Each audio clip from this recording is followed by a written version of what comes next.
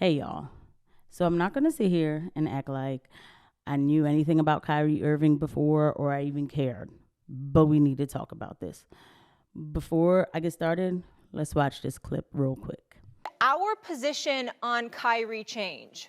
Yes, it should change in regards to Kyrie. It should be even worse than we originally imagined. You know, I have to be, and I try to be, incredibly careful, fellas, in terms of I try to focus on what you do, not who you are. People make mistakes. None of us are flawless. All of us have made mistakes. We'll continue to make mistakes. None of us are perfect. We get all of that. But I've been covering the NBA now for almost 25 years. I mean, this is some of the stupidest nonsense I've ever seen. Just flat out stupid. So let me get this straight. So if the reports are true, because we don't know whether they are or not, okay, but let's give credit to Sham and others who have reported this. It is what it is. Let's go with that, okay?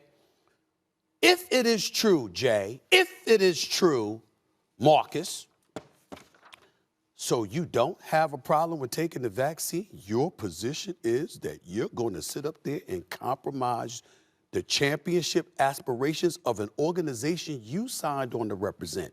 You coaxed Kevin Durant into signing on to represent. You played the role in coaxing James Harden into signing on to represent. You're going to compromise all of that because you want to give a voice to the voiceless. Really? And how is that going to work out for you, Kyrie Irving? You're going to disappear from the game of basketball? Who the hell is going to be interested in what you have to say when you have proven that you can't even be trusted enough to do your damn job? A job you volunteered for. This ain't the military where you were drafted.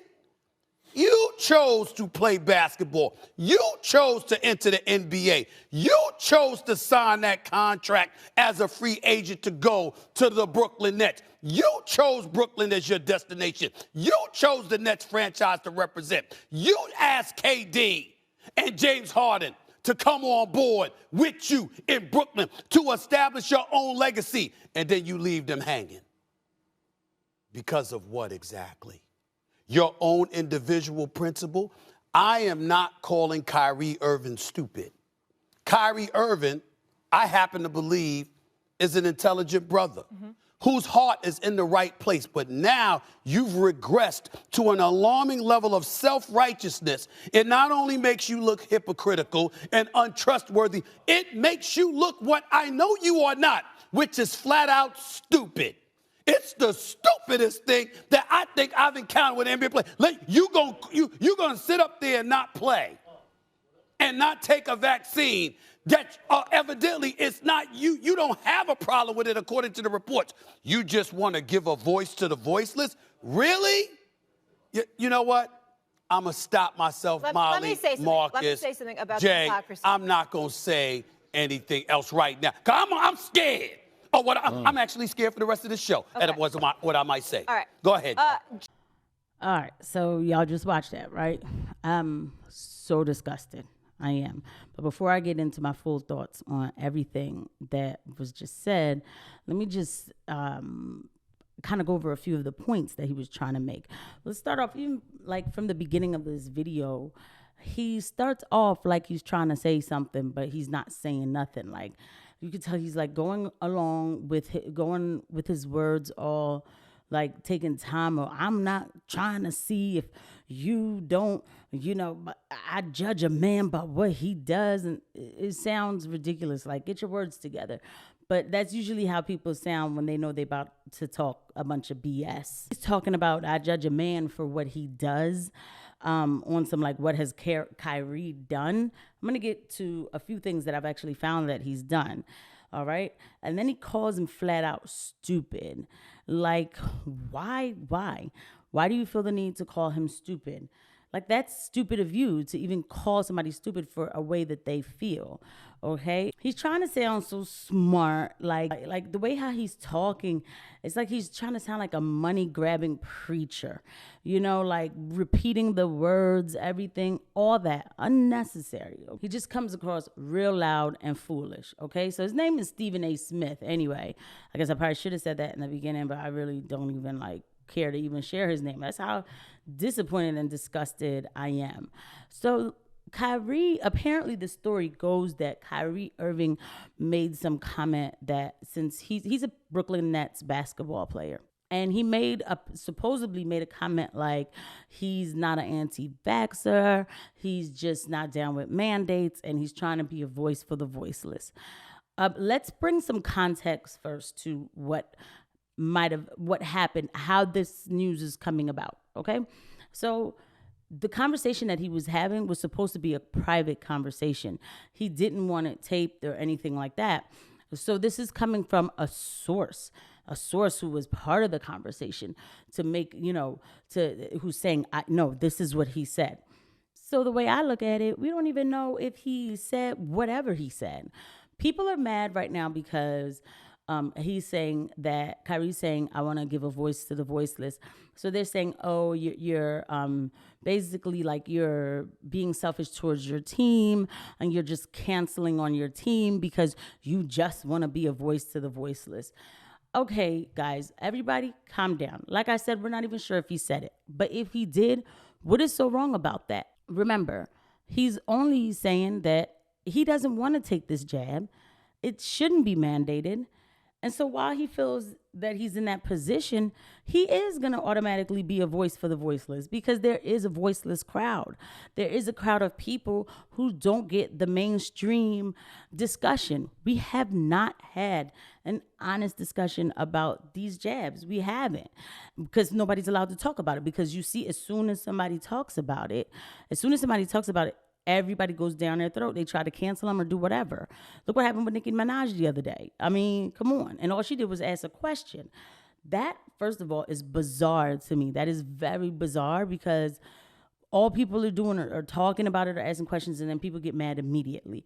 And so the guy's saying he wants to be a voice if he said he wanted to be a voice for the voiceless, and then people are getting mad like, oh, well, he's a millionaire and what he know about the voiceless and everything. But last year, when basketball players got hype about Jake Blake, who was shot by a cop because the cops were called on him because this lady was feeling threatened with her life or whatever, and then the cop shot, and basketball players wore jerseys, and they put Black Lives Matter on their sneakers and stuff. And then they tried to boycott playing basketball. And I didn't hear all this rebuttal about it. I didn't hear a bunch of people saying oh, they're stupid for doing that. Everybody backed them up. It was Black Lives Matter, right? But now that he is talking about his own thing, he doesn't want to take the shot, and he automatically becomes a voice for the voiceless. Now all of a sudden he's a bad guy. Oh, because I'm sorry. He's not marching to the same drum of every other black person, right? So obviously he must be ostracized. For another black man to talk about him like that. And what's going on with Kyrie is that his general manager basically was like, he can't be part of the team anymore.